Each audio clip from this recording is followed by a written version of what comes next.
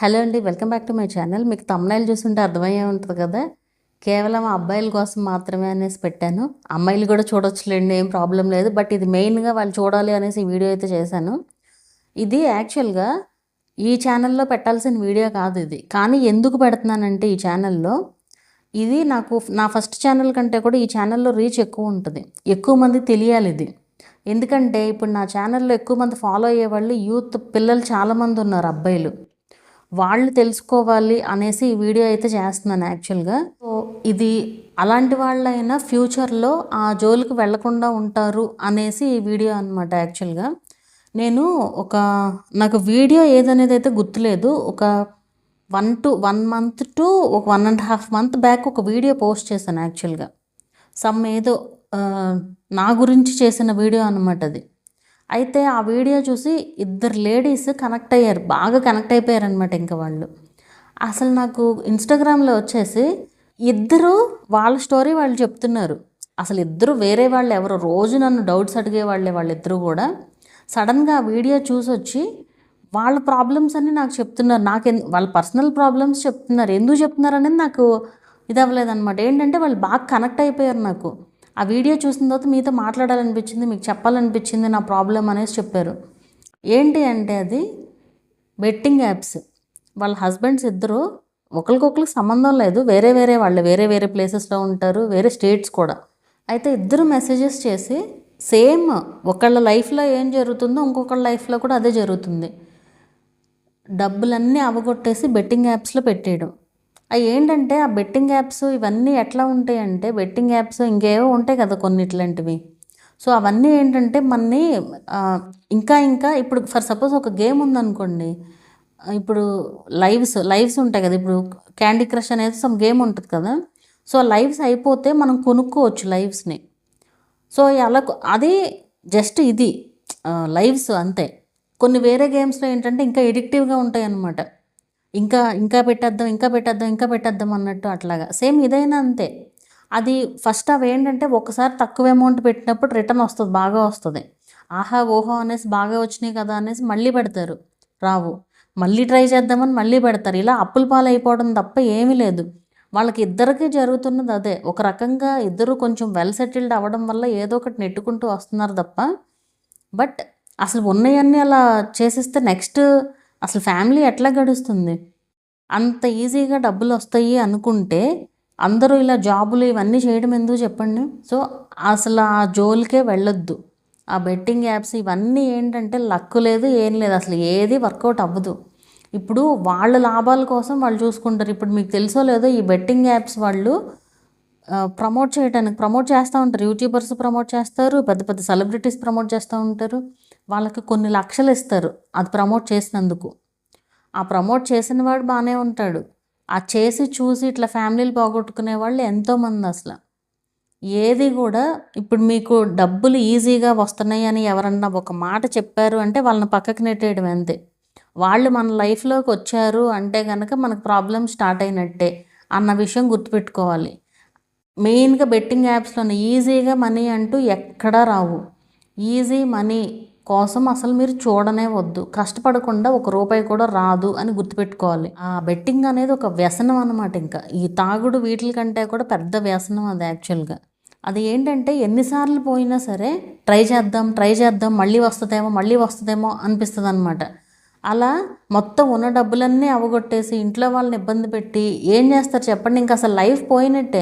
ఇప్పుడు అన్ని కాళ్ళు చేతులు అన్నీ బాగున్నాయి కాబట్టి ఏమీ తెలియదు.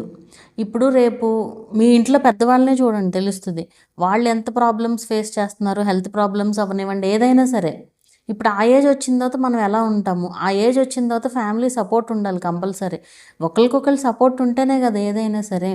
ఆ సపోర్ట్ లేకుండా ఏమీ చేయలేరు. ఇప్పుడు కాళ్ళు చేతులు ఉన్నంతకాలం అన్ని పిచ్చి పనులన్నీ చేసేసి ఇలా చేయడం అసలు కరెక్ట్ కాదు కదా. వీళ్ళే ఇంకో పర్సనల్ ప్రాబ్లం కూడా చెప్పారు, అదంతా మనకు అసలు డిస్కషన్ కూడా అనవసరం అదైతే.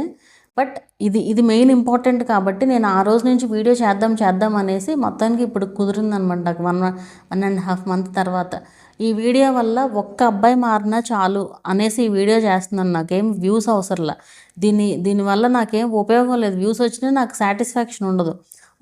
ఒక్కళ్ళు మారినా చాలు, ఒక్కళ్ళు తెలుసుకున్నా చాలు ఇలా కూడా ఉంటుంది అనేసి. ఒక్కళ్ళు తెలుసుకున్నా చాలు అనేసి ఈ వీడియో అయితే చేస్తున్నాను. డబ్బులు ఊరికే రావు, ఇది గుర్తుపెట్టుకుంటే చాలు. మన ఈ లలిత జ్యువెలర్స్ అని చెప్తారు కదా, అది కరెక్ట్. డబ్బులు ఊరికే రావు, ఊరికే వస్తున్నాయి అంటే అదేదో తప్పు జరుగుతున్నమట్టే ఊరికే వస్తాయి అంతే. సో మనకు ఉన్న ఒక్క లైఫ్ని హ్యాపీగా లీడ్ చేయాలి. మనతో పాటు ఉండే వాళ్ళకి కూడా ఏ చెడ్డ పేరు రానివ్వకూడదు.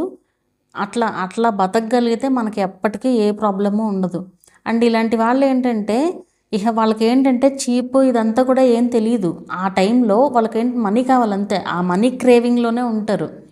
ఎవరిని డబ్బులు అడుగుతున్నారో ఏంటో కూడా ఏమీ తెలియదు ఇంకా అసలు వాళ్ళకి. ఎవరిని పడితే వాళ్ళని డబ్బులు అడిగేసేయడం, అది మనకి రాతగా ఉంటుంది అనేది కూడా ఇంకా ఆలోచించరు. వాళ్ళకి మనీ కావాలంతే ఫైనల్గా. సో అలా అయిపోద్ది అనమాట ఆ సిచ్యువేషన్. ఆ ప్రెషరు, ఆ టెన్షన్ తట్టుకోలేక ఇవన్నీ చూసి బోల్డ్ మంది ఇలా సూసైడ్లు చేసుకున్న వాళ్ళు కూడా అసలు ఎంతోమంది. సో అలాంటి వాటి జోలికి వెళ్ళొద్దు. నేను యాక్చువల్గా నాకు పర్సనల్గా అయితే ఒకళ్ళకి జరిగింది ఇదివరకు అనమాట. అది 30 లక్షలు పోగొట్టుకున్నారు. అది కూడా ఒక పెళ్ళి కాని అతనే, చిన్న అతనే.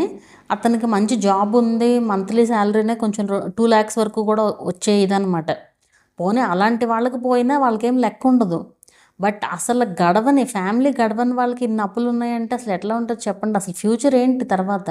సో అందుకే ఈ టైప్ ఆఫ్ వీటి ఆలోచన కూడా అసలు రానివ్వద్దు. నేను యాక్చువల్గా నెట్లో చూడడమే తప్ప ఇట్లా డైరెక్ట్గా నాకు వచ్చి ఇలా చెప్పిన వాళ్ళైతే ఎవరు లేరు. కానీ వాళ్ళు అలా చెప్పంగానే అసలు ఇంకా ఆ రోజంతా నాకు అదొక రకంగా అయిపోయిందనమాట. అయ్యో అంటే అసలు ఇంకా వాళ్ళు ఏమి దాచుకోలే, మొత్తం జరిగింది ఉన్నది ఉన్నట్టు పోసుకొచ్చినట్టు చెప్పారనమాట. అసలు అంటే ఒక ఫ్యామిలీ ఎంత ప్రాబ్లం ఫేస్ చేస్తారు, ఫ్యామిలీలో ఒక్కళ్ళు అలా ఉండడం వల్ల మిగతా ఫ్యామిలీ అంతా ఎంతలాగా ఫేస్ చేస్తారు అనేది నాకు ఆ సీన్తో అర్థమైందనమాట, వాళ్ళు చెప్పిన దాన్ని బట్టి. సో వాళ్ళు ఎంత బాధపడి ఉంటే అలా ఎవరో తెలియని మనిషికి వచ్చి చెప్తారు చెప్పండి అసలు. సో మీరు మీ ఫ్యామిలీకి సిచ్యువేషన్ రానివ్వకూడదు. అది అలా ఈజీగా మనీ వచ్చేస్తాయి అనుకుంటే ఎవరైనా చేయగలుగుతారు. అది ఏముంది, ఇప్పుడు జాబులన్నీ మానేసి కూర్చుని అదే చేసుకోవచ్చు కదా.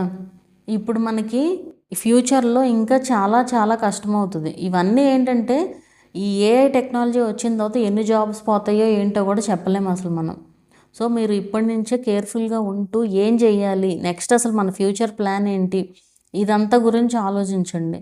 మనకి ఎట్లా అయిపోయినాయి అంటే ఇప్పుడు రీల్స్ చూడడం, అబ్బాయిలు అనుకోండి మంచిగా, అంటే అందరూ ఒకే రకంగా ఉంటారని కాదు, ఇక్కడ వేస్ట్ కామెంట్స్ రాయడం అమ్మాయిలకి, చెత్త అంటే ఆ అమ్మాయిలు చేసే పనులు బట్టి కూడా ఉంటుంది. ఇక్కడ ఇద్దరిని అనాలి.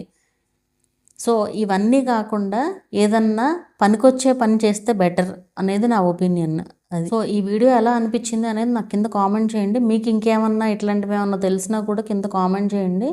సో దయచేసి ఆ జోలికి మాత్రం వెళ్ళొద్దు, కేర్ఫుల్గా ఉండండి. అండ్ ఒకవేళ ప్రమోషన్స్ వచ్చినా కూడా మీ ఇష్టం, అది చేస్తే చేయండి లేదంటే లేదు. కానీ నా సజెషన్ అయితే నేను చెయ్యొద్దనే చెప్తాను. ఎందుకంటే మనం బతకటం కోసం ఇంకా వేరే 10 మందిని చంపేయకూడదు కదా. సో అది.